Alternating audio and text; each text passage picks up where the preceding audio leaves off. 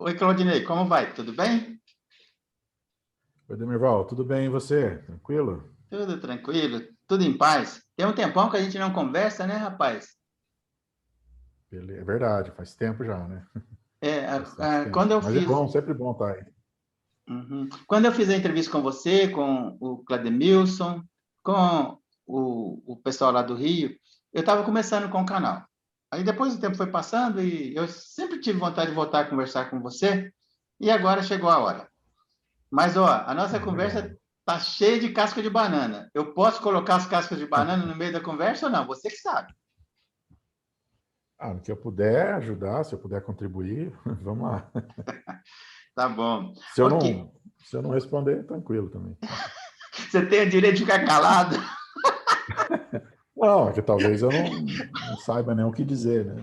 Não, foi uma provocação para o meu amigo, uma provocação. Já te Uhum. coloquei como réu, olha que maldade, né? Mas na verdade, viu, Claudinei, você fez, assim, eu sempre gostei muito de conversar com você sabe disso, porque você, a partir das tuas pesquisas no mestrado, os teus estudos lá sobre o Dostoiévski, que eu sempre fiquei muito curioso, muito curioso. E veja bem, viu, Claudinei, você é um pastor batista. Quando eu comento das tuas pesquisas, da sua aproximação entre a literatura do Dostoiévski e a teologia, até ateus já ficaram curiosos e me perguntaram, queriam conhecer você. Então, é bem legal isso. Mas então, Legal. lá vai a primeira casca de banana. Hum, Vamos lá. Tem casca de banana, não, é só uma brincadeira, uma provocaçãozinha. Me fala uma coisa. Ah, você queria falar, você me propôs falar sobre o tormento na obra do Dostoiévski. Cara, isso me pareceu tão lugar comum na vida de todo mundo, cara. Fale um pouquinho sobre o tormento na obra dele. Na verdade, assim, essa palavra tormento, ela não é bem assim, ela não está, talvez assim, conceitualmente nos textos, mas ela é presente. Tem um livro do Matheus Rocha, que era também um pesquisador, era um padre, né? Frei, se eu não me engano. É um livro aí escrito já há algumas décadas, chamado O Tormento de Deus, que é um texto, inclusive, baseado em Dostoiévski, e ele discute esse termo tormento, né? Assim, para mim é muito interessante que ao ler Dostoiévski, você vai vendo, a gente vai sentindo isso, né? Você vai vendo o drama dos personagens e a impressão que dá, como diz o Mikhail Bakhtin, você parece que está fazendo parte dos dramas ali. Então você lê, por exemplo, Irmãos Karamazov e você vai avaliar as personagens ali. E um dos grandes protagonistas, aqui toda a família, né, na verdade, ali é protagonista e, ao mesmo tempo, a gente percebe que os dramas daquela família, as imperfeições, os dilemas, a gente sempre vai ver ali um trânsito entre a dúvida e a fé, né, entre a dor da existência, né, que essa palavra mais existência ela é mais ocidental, né? Mas assim o drama da vida, né, o tormento. Por exemplo, se você ler, você vai pegar o Ivan, que é um dos irmãos que vive sempre no diálogo com o irmão dele ali, o Alyosha, há sempre essa inquietação. Há muitas pessoas que leem Dostoiévski, talvez não compreendem direito algumas coisas e começam a dizer que ele era nihilista, né? Até por conta desses personagens. Eu estou citando um, né, como exemplo. Mas você pega ali o grande drama dele, é muito sincero, muito aberto, demonstrando a dúvida, as inquietações da vida, a, o sofrimento, né, a injustiça. Então você vai lendo aquilo, vai dando né, a gente vai se inquietando com aquilo, as crianças, aí vai tocando no ponto de vista ele vai citando casos ali, você fala, né, quanta injustiça, quanta coisa, né? Mas aí há o diálogo, né? Você vai percebendo que ele aponta caminhos. Mas há o tormento, ele não nega isso. Tem uma parte que o texto de Dostoiévski vai dizer assim, olha, não foi cantando nas rosanas das crianças que eu conheci o meu Cristo, mas foi nas malditas questões humanas, né? Foi no drama da vida. Foi olhando a vida como ela é. Não foi cantando hinos. Então, por isso que o sofrimento é presente. Isso é característico também, talvez, ali da mística ortodoxa, do oriental em si, que tem mais consciência disso. Mas o tormento é presente. Isso está muito presente ali. E você, veja bem, parece que o sofrimento a gente não aceita que ele faça parte da nossa pauta, da nossa agenda, né? Talvez aí pela nosso olhar um pouco triunfalista do progresso, da tecnologia, a gente acha que tem controle das coisas. E, na verdade, essa pandemia tem mostrado muita coisa aí, né? Então, o tormento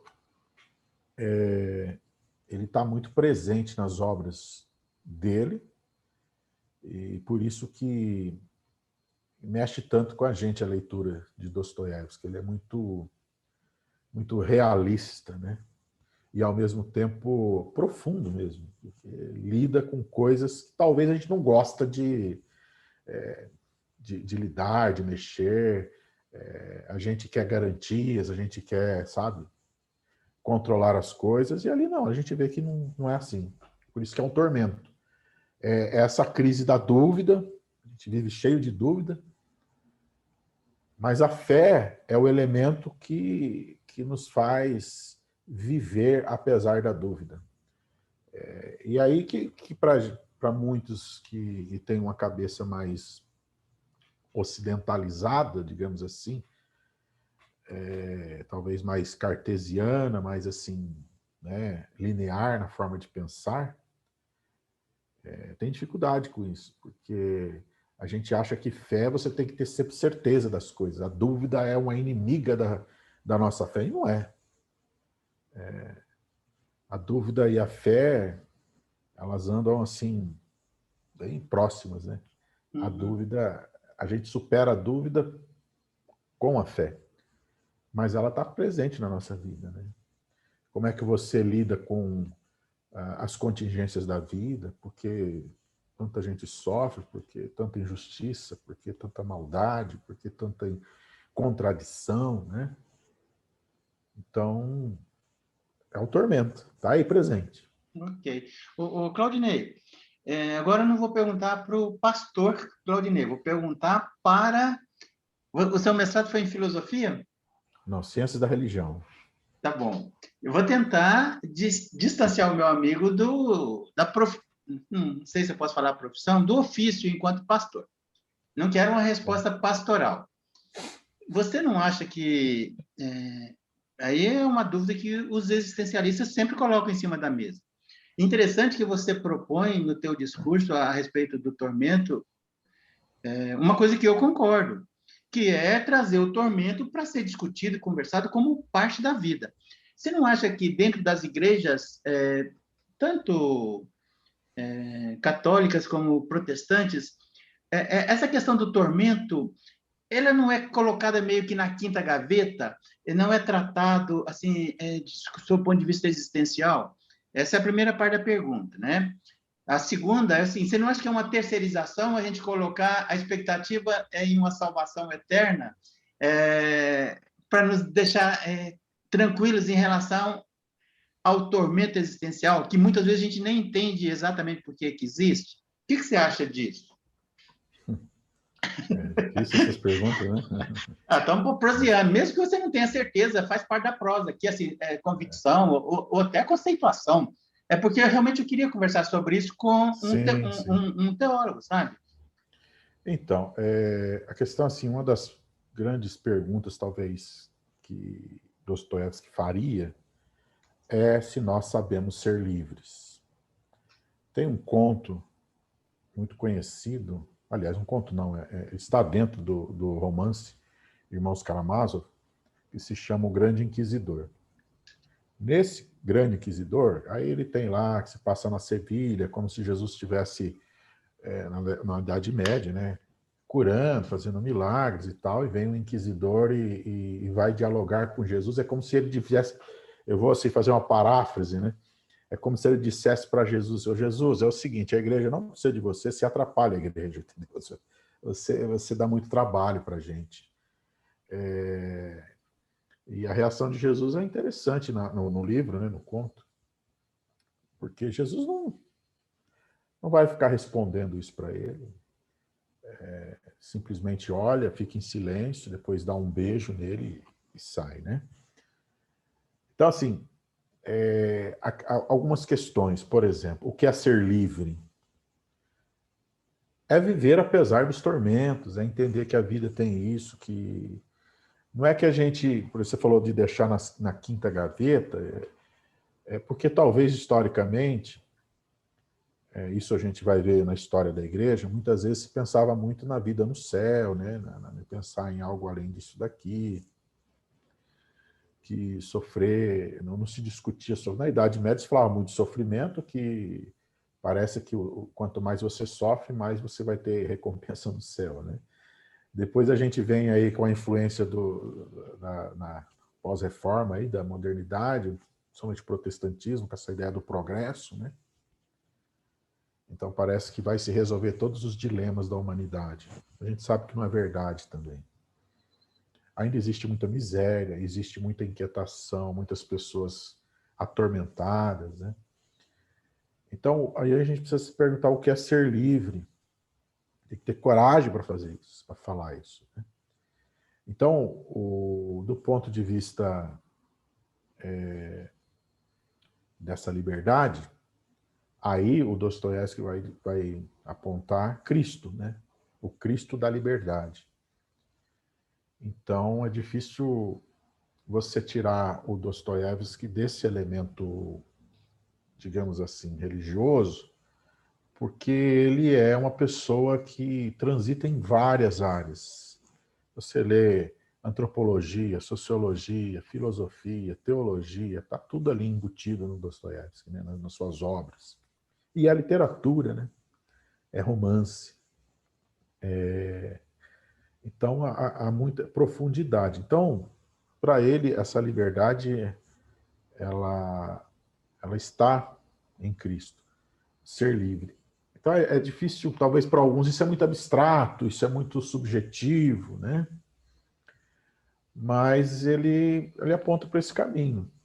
É o caminho de não tentar conceituar as coisas, de não tentar definir as coisas, definir o ser humano, definir Deus. É viver a vida como ela é, livre.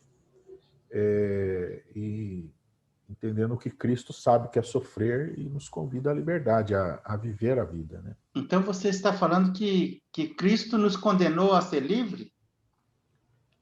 O condenou a ser livre parece um... É assim, ele aponta... Porque para ele qual é o grande pecado? É o não amar. Não amar é o pecado, é como se fosse aí a queda, né? Ele não está preso a teólogos sistemáticos, ele não tem essa preocupação, né? Mas para ele o não amar é o pecado. O pecado é não amar. Por isso que você sempre vê nas obras dele muitas crianças. Você vai ler, por exemplo, O Idiota, e é um homem profundamente interiorizado, e é como se fosse o evangelho ali, né? Escrito, ali tem ele, tem algumas mulheres. Você pode fazer uma analogia ao próprio evangelho de João, né? Então isso está muito presente. A questão da culpa, por exemplo, ele combate muito o niilismo. Porque a gente tem que se fazer uma pergunta, né? É possível viver sem culpa? Isso é crime e castigo, é um dilema, né? Crime e castigo é um livro fantástico. Um dilema o tempo todo. A pessoa vai lá e não sei se você já leu esse texto. Ele mata duas pessoas, né? Duas mulheres, e o Raskolnikov, que é um jovem que mata, e tenta de todas as formas esconder isso, e o tempo todo alguém investigando ele, ele fica atormentado, e a pessoa que vai ajudá-lo é uma mulher, é uma prostituta que foi obrigada a se prostituir por causa das situações da sua vida, e ela o tempo todo tentando buscar redenção, e ele tentando negar, e nessa caminhada tem sempre a participação do Evangelho, né? E um dos textos que ela usa é João 11, sobre a ressurreição de Lázaro. E é um texto belíssimo que mostra um homem tentando negar a culpa, mas está ali o tempo todo incomodado com a culpa, né? Buscando redenção de alguma forma. Então, o que a gente vê? Lidar com a existência, aí é uma palavra mais moderna, né? Mas talvez mais ocidentalizada. Lidar com a vida é uma proposta bíblica. Lidar com a condição humana, lidar com o que nós somos. Então, muitas vezes, não é que a igreja não faz isso, é que talvez, não sei, talvez não há uma reflexão mais aprofundada das coisas. Né? Lidar com o sofrimento, lidar com a dor, com as inquietações da vida, com as contradições humanas. Isso está na Bíblia. E Jesus mesmo não negou isso daí. Ele, ele amou até o fim os seus. Né?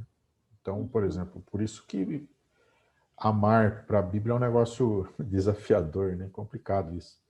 Claudinei, desculpa. Pode continuar, depois eu falo. Não, não pode perguntar. É que aí você falou para eu não falar tanto como um lado pastoral, né? Acabei me empolgando aqui. Não, tá bom. Claudinei, e você falou aí logo no comecinho da nossa conversa que deu a entender que a Igreja Ortodoxa Oriental não sabe nem o que é a existência. Fale um pouquinho sobre isso. Não é assim. É um conceito ocidental. É porque assim, o existencialismo é uma linha filosófica que você tem alguns protagonistas mais conhecidos, né? O Kierkegaard, que é cristão, talvez é o Jean-Paul Sartre, que também não é cristão, mas é um dos grandes, talvez um dos grandes protagonistas. Deixa eu fazer um parênteses, desculpa, vou fazer um parênteses. Você falou do Sartre. Você sabe qual foi a primeira peça de teatro que ele escreveu? Eu não me lembro o nome. Eu sei o entorno da primeira peça que fez com que ele se apaixonasse pelo teatro. Ele estava preso durante a Segunda Guerra Mundial e tinha 2.000, 3.000 presos. E tinha uns padres presos católicos que pediram para ele escrever uma peça de teatro sobre uma peça de Natal. A primeira peça dele é uma peça de Natal, e ele escreveu, dirigiu e atuou, e ali ele se apaixonou pelo teatro. Fecho parênteses. Quando passaram-se alguns anos, ele teve que dar várias entrevistas para explicar que ele não acreditava no cristianismo, que o cristianismo para ele era um mito, e ele tinha que explicar por causa dessa peça, né? Ele ter escrito uma peça de Natal. E assim, só um parênteses aí sobre um fato da vida do Sartre. Continua. Então, o existencialismo, ele, por exemplo, tem muito desse momento século XIX, XX, né? Pós-guerra, guerra ali. A influência da existencialismo na teologia também. Nós temos aí alguns teólogos, Rudolf Bultmann, Paul Tillich, né? Também que transita aí pensando um pouco a partir disso, né? Uma leitura também a partir disso. No Oriente, eu não sei se a gente pode usar esse conceito para o Oriente, pelo menos assim, existencialismo, né? No Oriente você vê o pensamento lá é bem diferente. Enquanto aqui é bem racional a coisa, por exemplo, a igreja no Ocidente, ela passa por Roma, né? Nasce falando grego, vai ali para Roma e tal. No Oriente, ela fala copta, vai para a Síria e espalha por aquela região. É mais mística. Então, assim, é diferente. Então, muita coisa que para nós... Por isso que a minha proposta no mestrado foi um pouco nesse sentido de tentar aproximar a literatura russa com a teologia latino-americana. Porque o latino-americano também, ele não está muito a fim de pensar Deus. Ele é muito mais de sentir Deus, né? De sentir, da experiência. E a mística, em certo sentido, né? O oriental, claro que muito mais do que aqui, eu tentei aproximar esses mundos, né? Em certo sentido, e o Dostoiévski é o eixo aí que liga. Você, enquanto pastor protestante, no púlpito, na tua igreja, você gosta de trabalhar a teologia negativa também? Então, às vezes eu lido com por exemplo...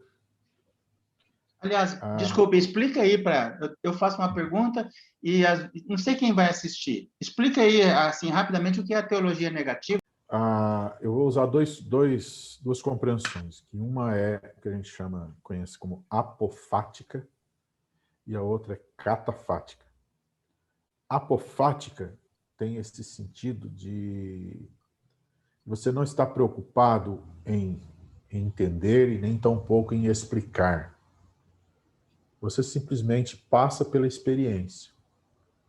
É um fenômeno que você sente, que você experimenta, e que você não tem uma preocupação de racionalizar isso. Seria um fenômeno luminoso. Isso. Você não tem a preocupação de explicar, de conceituar onde é que está isso, qual é a base disso. Você não tem essa preocupação.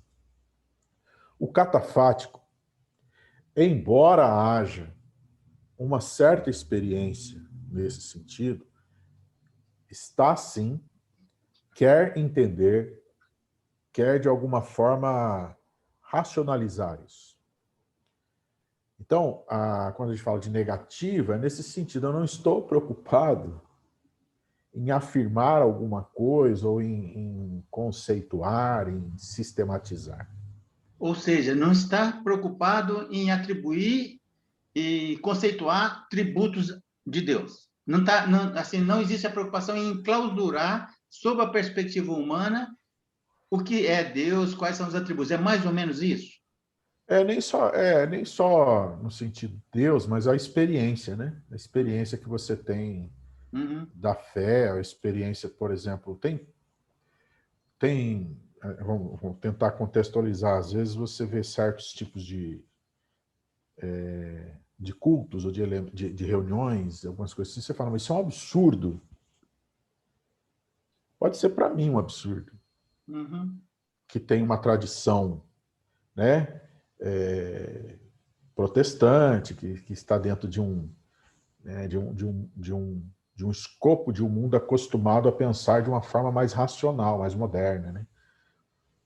Para essas pessoas, isso não está preocupado em explicar.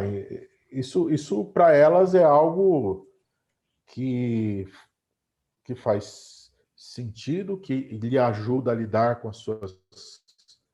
com os seus tormentos, com a sua vida, e isso, de certo sentido, aproxima ela de algo, sei lá, de algo que a gente pode dizer assim, sagrado, né? De algo que está para além da nossa compreensão. Então, se a gente for pensar do ponto de vista cristão, a gente pode dizer assim, aproxima mais de Deus, né? É a forma como ela se expressa, como ela lida com isso. Agora, claro que eu estou falando aqui de algo da mística ortodoxa, que é muito diferente disso, né? No sentido de uma outra cultura, de uma outra visão de mundo. Desculpa, Claudinei, alguns pesquisadores da mística eles colocam essas experiências e também cada um vê de uma forma, né? E eu entendo perfeitamente a forma como você colocou, né? Essas experiências de igrejas pentecostais como distorção da mística, como uma distorção, né? Sim, sim. Eu só coloquei para tentar, assim... Porque, por exemplo, um exemplo. A mística tem muito do silêncio também, né? É diferente desses fenômenos que a gente vê aqui, que você tem que ter a fala e tudo mais, né? Claudinei, como você falou disso, do silêncio, eu entrevistei, depois eu posso mandar o link aí para você, ele já virou meu amigo. O mestrado dele foi sobre A Nuvem do Não Saber, um livro de autor desconhecido da Idade Média, que fala exatamente dessa perspectiva de um contato silencioso com Deus, ou não, né?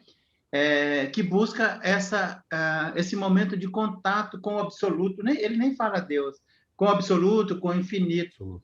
É uma entrevista bem interessante. E ele foi conversar com alguns monges, se não me engano, esqueci qual é o segmento deles. Tem poucos templos no Brasil e eles têm voto de silêncio, vivem enclausurados e praticam uma forma de espiritualidade baseada na nuvem do não saber.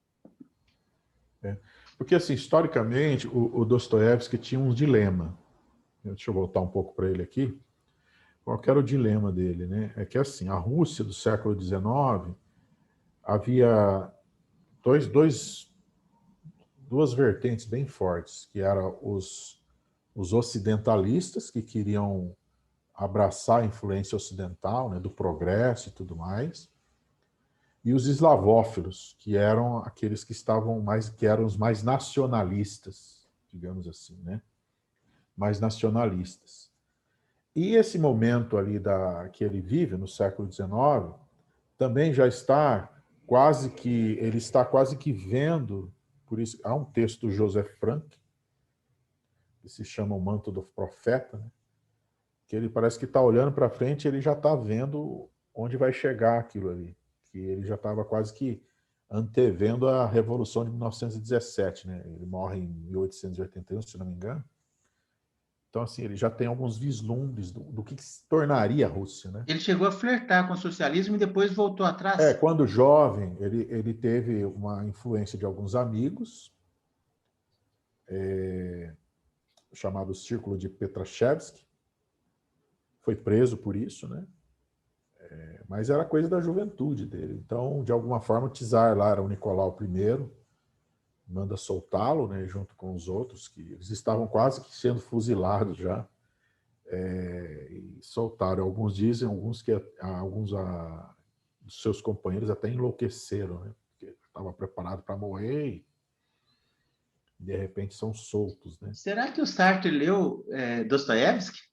Sim, eu Leu? penso que sim. Alguns dizem, eu não lembro o nome do autor, que o Dostoiévski influenciou o existencialismo. Não sei até que ponto isso é realmente fato, né?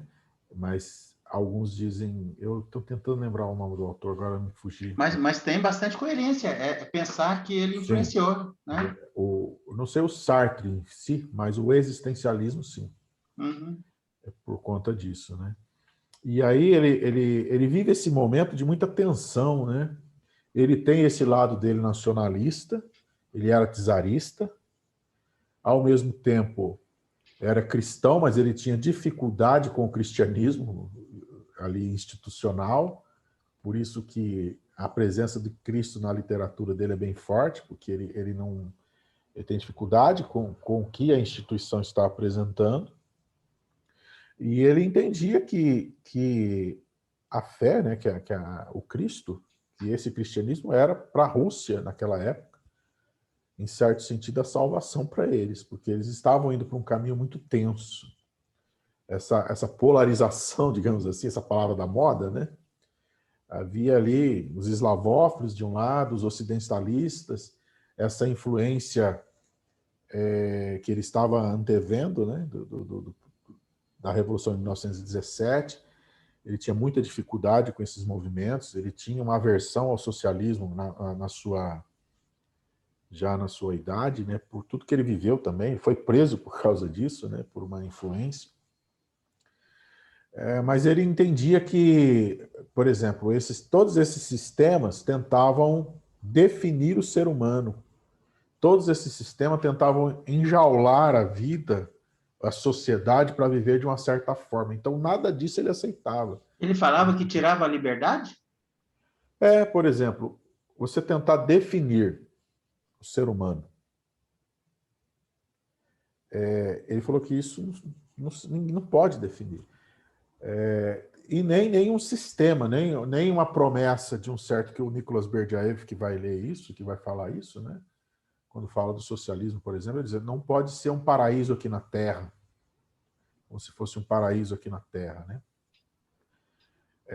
E nem tampouco ele, talvez pela visão mais czarista dele, né? Embora ele dá-se a entender que ele era nacionalista, né? Então, tudo que, de certo sentido, tentava definir não sei se é a palavra certa, mas controlar, né? Definir. Então, ele tinha problema com isso. Então, eu dizia que o homem tinha que ser livre. Mas isso não significa uma democracia, tá? Não estou dizendo que ele era democrata, não, do ponto de vista político.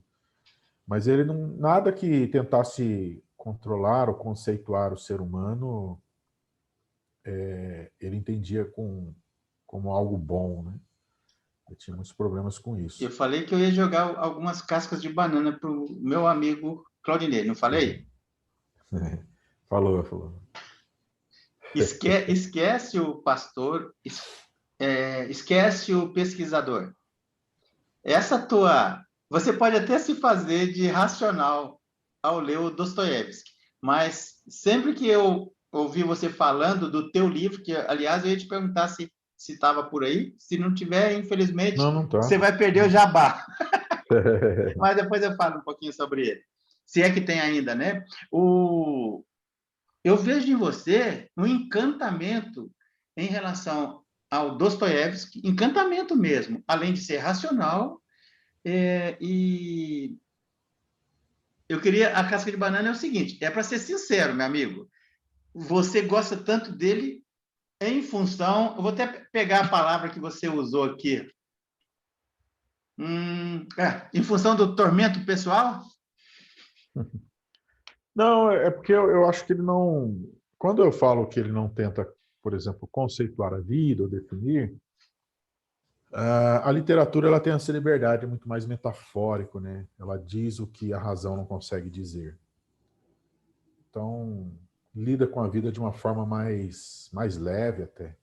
Encara, é realista e, ao mesmo tempo, ela acaba sendo mais leve, né? Essa foi a primeira casca de banana. Tem uma pior. Então, aí... Vocês... Porque quando você falou assim, é para lidar com o seu tormento, também, eu acho que lidar com as próprias nossas contradições, com os nossos medos, com as nossas dúvidas, né? Com os anseios. Eu acho que sim, eu acho que contribui muito, nos humaniza, sabe? Nos humaniza. Legal. Eu acho isso bastante relevante, sim. A outra casca de banana pior, duas cascas de banana ao mesmo tempo, é sobre o suicídio de pastores. Padres, eu não sei se acontece, se acontece, tem, né? Você acha que é em função do tormento que nunca que deveria ser tratado e eventualmente não é? Porque tem muitos casos de suicídio de pastores, né? E eu fico imaginando como deve ser duro você conviver com o tormento, e você conviver num ambiente onde não se pode falar dele. Ele vai para a quinta gaveta também, esse tormento. Eu estou errado em pensar assim? Então, porque é muito complexo isso, né? É uma coisa bastante complexa, difícil você dizer o porquê, mas eu acho que algumas coisas contribuem. Uma delas é que as pessoas vivem como se não fosse gente. Eu acho que isso é um grande problema do nosso tempo. As pessoas querem negar sua humanidade, né? Uhum. Isso é um problema. Nós temos que encarar que nós somos gente, que nós somos pessoas. Há muitos líderes religiosos que querem viver um patamar como se ele fosse mais do que os outros. E não é, ele é gente, igual qualquer um. É um ser humano que tem suas necessidades, suas carências, seus medos, né? Uhum. Então, aí a gente vive essa loucura desse mundo narcisista, né? Que as pessoas sempre têm que estar, parece que mostrar que, sei lá, que tem que provar alguma coisa, atrelado a essa é, ênfase da produtividade. Você tem que estar produzindo, você tem que estar sempre competindo, né? Como se você fosse deixar, se você não avançar, você fica para trás, se você não competir, o outro vai mais que você. Isso em todos os meios, né? Em todas as esferas sociais. Então, quem é que aguenta isso? Isso vai explodindo, vai implodindo, né? Em certo sentido, que muitos vão começar, já tem uma tendência, talvez, a Suicida, né? eu não sou um especialista, não sou da área, né? Mas eu acredito que isso contribua, porque a pessoa começa a se achar, sei lá, cara, não se encaixa, né? Se começa a se sentir mal e não pode pôr para fora isso, porque talvez tem medo de não ser entendido, não ser compreendido. Isso vai potencializando, né? Vai potencializando. Então, infelizmente, a gente vê muito isso, né? É claro que isso aconteceu no século XIX, né? Na Rússia também, muitos jovens se suicidaram, na Europa também. E o suicídio é, infelizmente, um tabu para muita gente, né? Que é uma das maiores causas mortes do mundo ainda. Agora, existe esse lado que você perguntou, será que as pessoas não sabem lidar com o tormento? Eu não sei se é que não sabe, ou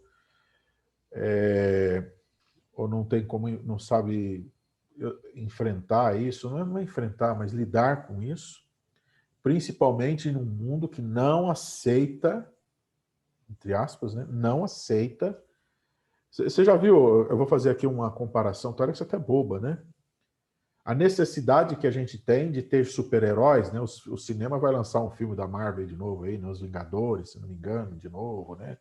E sempre tem que ter heróis, tem que ter aquela figura midiática, aquela coisa que a gente não quer ser gente, a gente quer ser herói, a gente tem sede de heróis, né? Porque ser gente é muito brega, né? Digamos assim, é muito pouco.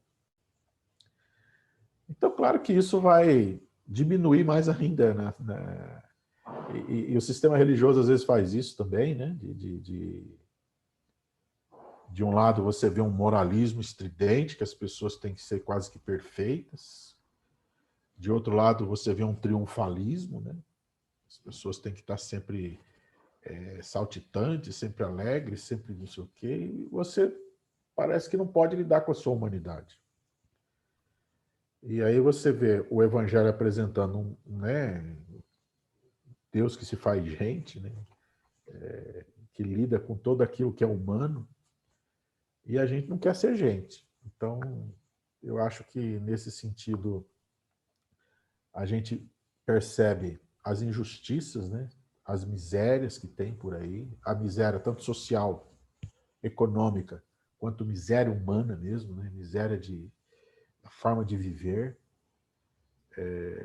que está em todas as classes sociais, mas que, infelizmente, quem sofre mais é quem está nas camadas mais baixas, né?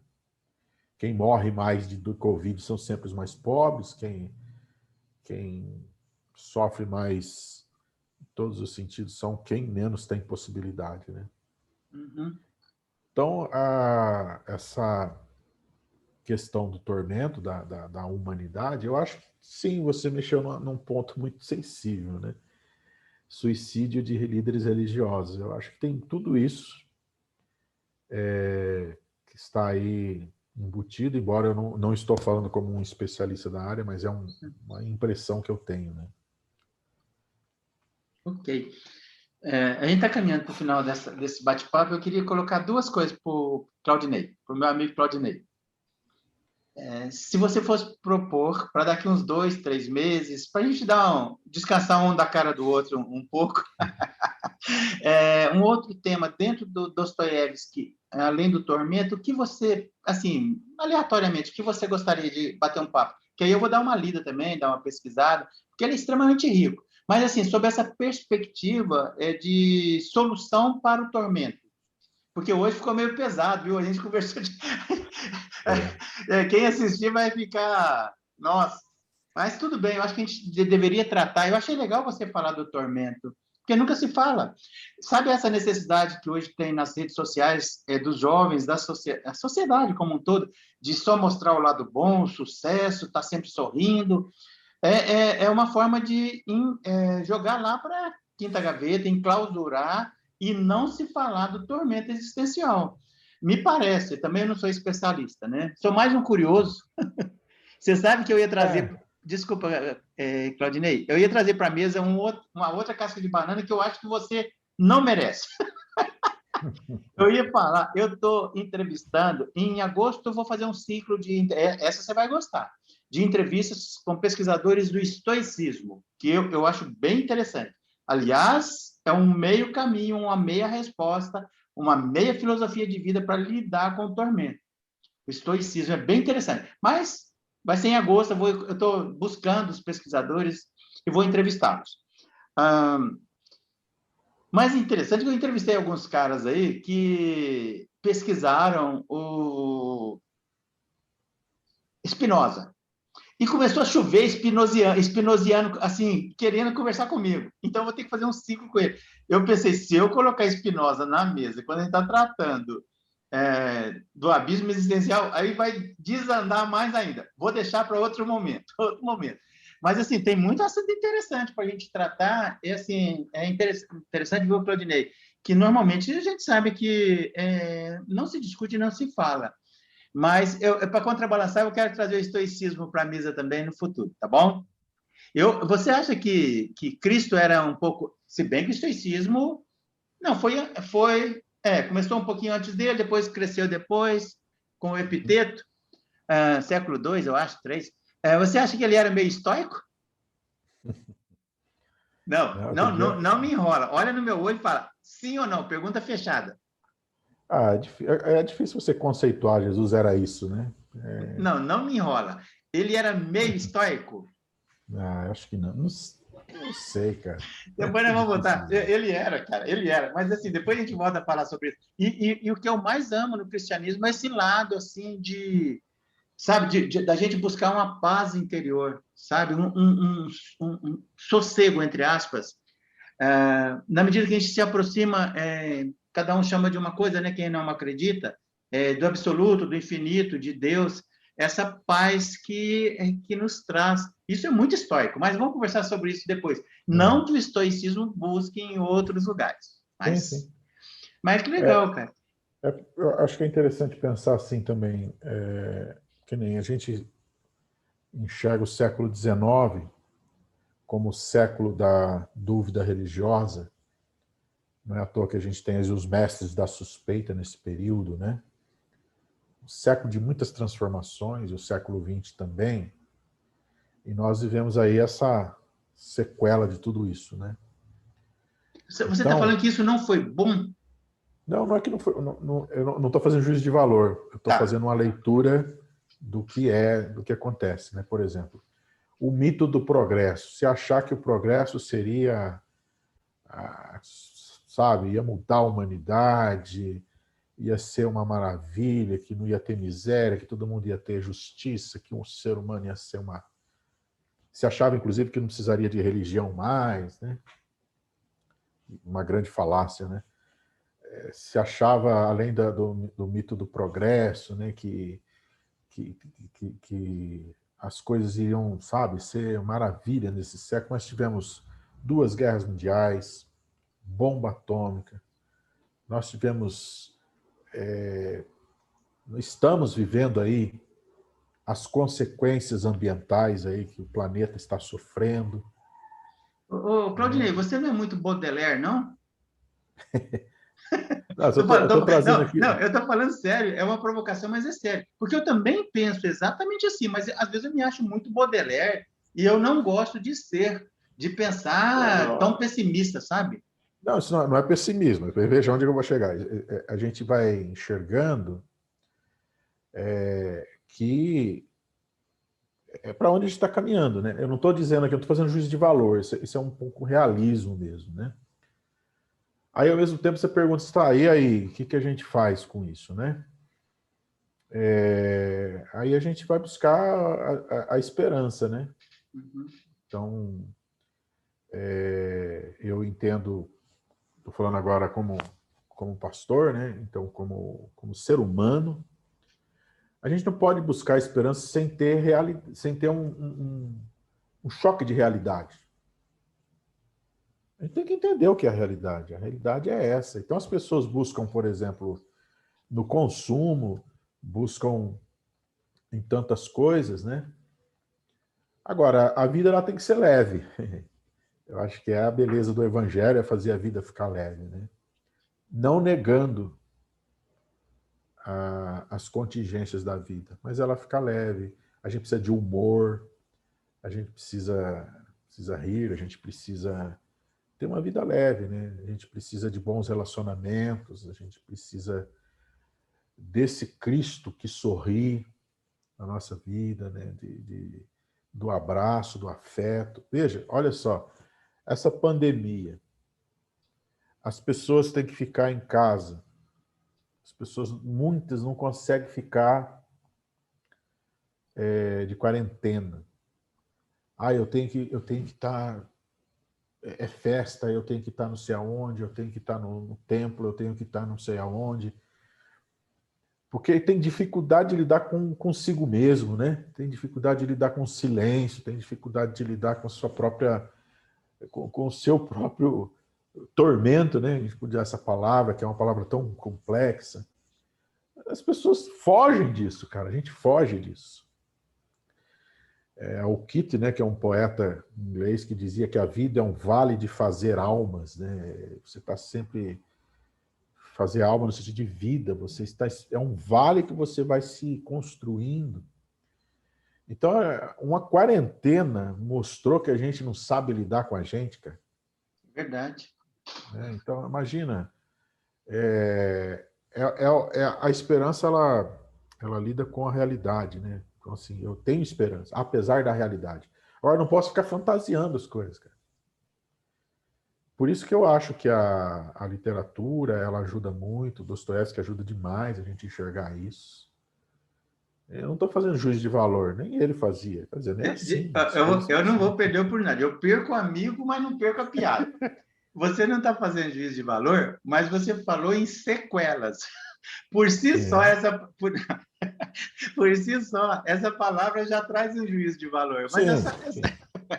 mas, Mas nós somos contraditórios, às vezes a gente é isso mesmo. Uhum. Nós somos assim, né? Eu acho que ninguém é linearmente, Uhum. sabe, o tempo todo. Essa é a beleza da vida, cara. Você não é o tempo todo linear, né? Você tem. Agora, essa leitura que a gente faz das sequelas e como é que lida com isso, né? Então, por exemplo, a gente vive nossa realidade aqui, né? Como brasileiros, latino-americanos, que fomos colonizados, né? E ainda temos uma mente de colônia, né? Muita coisa assim. Então é muito difícil para a gente lidar com esses dramas. Para mim, particularmente, essa conversa, esse diálogo, né? Tem muita coisa que a gente pode, sabe, apontar e pensar. Mas o Dostoiévski, por ser o século XIX, quando eu comecei a fazer o mestrado, eu queria pesquisar sobre Cristo e tentar dialogar com que não fosse dentro de um parâmetro de uma teologia sistemática, né? Então a literatura foi uma chave de leitura. E e o Dostoiévski, como era do século XIX, e vivia esses dramas e esse lado humano mesmo, né? Então me chamou muita atenção. Eu citei uma vez um pastor, um congresso que eu fui, que ele disse que todo pastor tinha que ler Dostoiévski na vida, né? Então, para mim foi muito enriquecedor isso, de aproximar a literatura do pensamento teológico, que é interdisciplinar, né? A gente que tenta tirar uma coisa da outra, né? Dicotomizar. A gente tem essa cabeça do secular e do profano, né? Como se isso existisse. Então, aí é pensar a vida, pensar o humano, né? Nele, e não só nele, na literatura, que é muito vasta, né? Muito rica. Mas você não falou. Eu te desafiei a gente levantar uma próxima pauta. Eu acho que a gente pode pensar, se você quiser falar agora, tudo bem. Porque é vasto, né? Muita coisa, né? A gente pode pensar, depois a gente troca o WhatsApp. Eu queria terminar essa conversa, ela ficou assim, interessantemente pesada, né? Como o assunto proposto é pesado e é legal a gente conversar sobre o tormento. Mas, assim, contar uma situação engraçada. Você sabe qual é a minha formação, Claudinei? Eu sou engenheiro, né? Engenheiro civil. Eu trabalhava, eu tranquei matrícula na Universidade Federal de Minas Gerais, onde eu fazia ciências biológicas para trabalhar no Banco do Brasil. E fui lá para o Acre, eu queria estudar mapeamento genético humano, Claudinei. Não, mas é bem legal, cara. Só se falava que poderia existir o mapeamento genético humano há 40 anos atrás. E eu vim para Campinas para fazer o Unicamp, pesquisar, e acabei não fazendo porque eu trabalhava o dia inteiro e não deu. Larguei as ciências biológicas. Mal sabia eu que seria a bola da vez e queria acontecer. Mas beleza. Aí eu fui fazer engenharia civil à noite porque era um dos cursos que eram oferecidos à noite. Cara, aí eu entrei no universo do Baudelaire. Trabalhando o dia inteiro, eu pegava uma toalha, tomava um banho assim no banheiro do Banco do Brasil, trocava de roupa, colocava uma calça jeans, eu trabalhava de roupa social, camiseta, pegava o meu fusquinha e ia para a faculdade. Dá para imaginar o sufoco, o dia inteiro trabalhando no banco, indo direto para a faculdade, chegava em casa meia-noite, ainda tem mais. Mas acaba engraçado. A minha história é engraçada. É tragicômica. Chegava meia-noite em casa da faculdade, eu sentava na mesa com projetos para fazer, urgentes que tinha que entregar, abria um refrigerante, que eu não vou fazer merchan aqui, abria um refrigerante, uma garrafa de café e ficava tomando os dois, igual um zumbi, para me manter acordado. Dormia 2, 3 horas por noite, isso em alguns períodos. Tomava um banho, voltava para o banco e o ciclo se repetia. Aí já com filho, casado, um sufoco danado, né? Assim, ó. Aí um dia eu estava fazendo lá cálculo 2 e a gente estuda a equação de terceiro grau, onde a gente calcula assim, na equação da esfera, a gente calcula os números que definem uma esfera no espaço. Quando a gente pega um gráfico desses no plano, é plano. São duas incógnitas, x e y. Quando a gente pega a equação da esfera, a gente pega um terceiro, o eixo z, e joga ela no espaço. Eu, cansado, virando noite, tomando café com refrigerante, com o filho. Eu estou lá na sala de aula assim, você vê como é que são as coisas, né? Assim, ó, como é que chama uma manifestação de Deus? De repente, tem um nome, não tem? Epifania. Eu tive uma epifania, mas não divina. Eu estou lá sentado, cansado, assim, calculando, de repente eu não estou mentindo, eu vi a esfera pelos pontos que eu calculei, subindo ali, ó, na lousa e saindo na sala, assim, girando. E eu fiquei emocionado com aquela epifania, e eu fiquei todo arrepiado. Peguei o meu fusquinha, voltei para casa assim, empolgado, e falei para a Célia, minha esposa: Célia, eu vi a esfera no ar. Ela falou para mim: tá na hora de você largar esse curso que você tá ficando louco. Mas assim, Tá eu ficando quando doido. de uma forma bem humorada, e quando eu falo que eu vi a esfera girando na sala, as pessoas não acreditam. Eu quero acabar essa nossa conversa falando assim, do respeito que a gente pode e deve ter com quem pensa e acredita e tem fé em elementos distintos do que a gente pensa. Sim, claro. Estou falando isso quase que como experiência pessoal para um pastor evangélico. Muitos anos Uhum. depois, eu tive uma epifania. Muitos anos depois, mas aí, literalmente. Eu não falo dela, não gosto. No meu canal, eu me proponho a não falar disso, mas eu sempre associo com aquele momento em que eu vi a esfera no ar, porque é uma coisa que você nunca mais esquece. Claudinei, muito obrigado, cara. Muito obrigado por separar esse Imagina. tempo aí para a gente conversar, por dividir aí, trazer esse tema. Você trouxe um tema pesado pra caramba, cara. Eu comecei a ficar até triste aqui do lado de cá.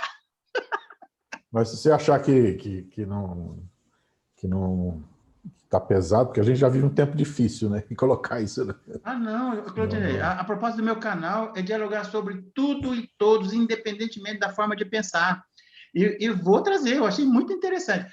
Assim, eu estou doido para trazer um Mateu para falar do existencialismo. Eu já conversei com alguns, eu quero trazer outros também para colocar na mesa. A propósito do meu canal é essa total liberdade. Cara, e é muito bom conversar com você, viu? Não é à toa que o pessoal está querendo te conhecer.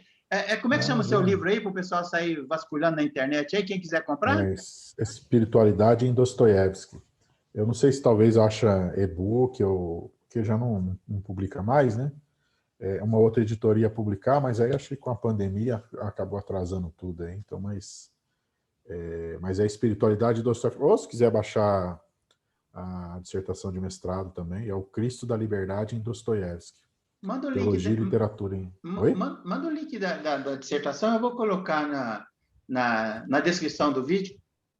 Tá, depois eu mando aí. Mas legal, eu acho que é assim, na verdade não foi esse assunto que a gente discutiu, não era o tema central da dissertação, né? Não é o tema da dissertação, Tá lá dentro, né? mas está dentro, o tormento, né? Então tem um... realmente, quando eu pesquisava, era bastante difícil, porque ler Dostoiévski é um desafio, cara. Vale a pena ler, viu? São leituras assim muito intensas, né? Eu acho que vale a pena. Quem nunca leu, leia, né? Lá, ó, Crime e Castigo, O Idiota, Os Demônios, Irmãos Karamazov, os romances, né? E outros textos, Memórias do Subsolo, que é uma discussão fantástica sobre a consciência, belíssimo livro. Recordações da Casa dos Mortos. Memórias do Subsolo foi escrito na Sibéria? Na Sibéria é o Recordação da Casa dos Mortos, né? O Uhum. Memória do Subsolo ele faz uma discussão sobre a questão da consciência. Ele trabalha dois tipos de consciência. Ele é muito interessante, né? Que eu não vou dar spoiler, não, mas é bem legal. A consciência hipersensível e aquela que quer encarar tudo, né? É uma discussão até sobre... Você pode fazer até uma discussão sobre ressentimento a partir disso, né? Dá para alinhar ali com ressentimento em Nietzsche, né? É muito interessante como que essa abordagem dele ajuda também. Então, são tipos de leituras que vale a pena a gente ler e pensar a vida, né? Pega o século XIX ali, os dramas que vive, e a gente pensa no ser humano, né? E você percebe que a gente não mudou muito, não. É bem legal, é bem bacana. Você falou do Nietzsche, eu vou encerrar com a minha heresia em relação ao Nietzsche. Eu sou herege ao falar do Nietzsche. O Nietzsche, ele chegou ao amor fati, né, que é amar o destino, seja de que forma que ele chegar.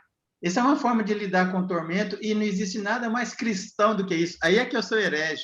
Falar que o amor fati é cristão.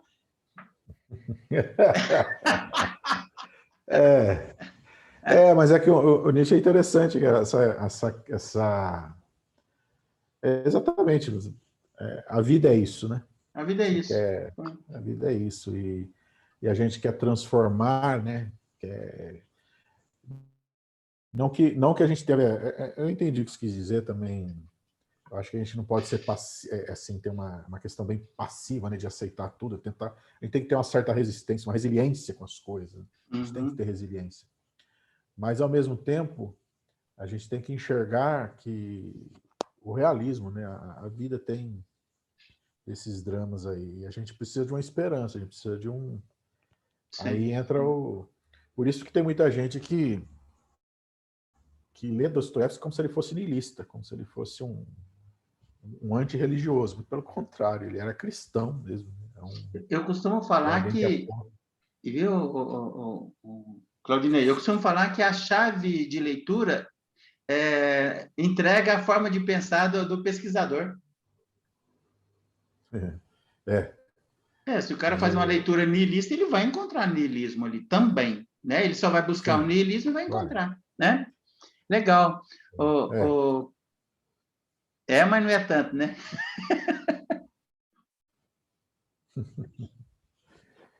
Mas é legal, vale a pena lê-lo, viu? Muito bacana mesmo. Claudinei, muito obrigado. A gente vai conversando aí, depois a gente, para daqui uns 4 meses, vamos trazer outro bate-papo aí, tá bom? Tá bom. Tá à vontade. É um prazer, viu? Valeu, Claudinei. Muito obrigado, cara. Valeu. Abração. Eu que agradeço. Um abraço, viu? Tudo de bom. Valeu.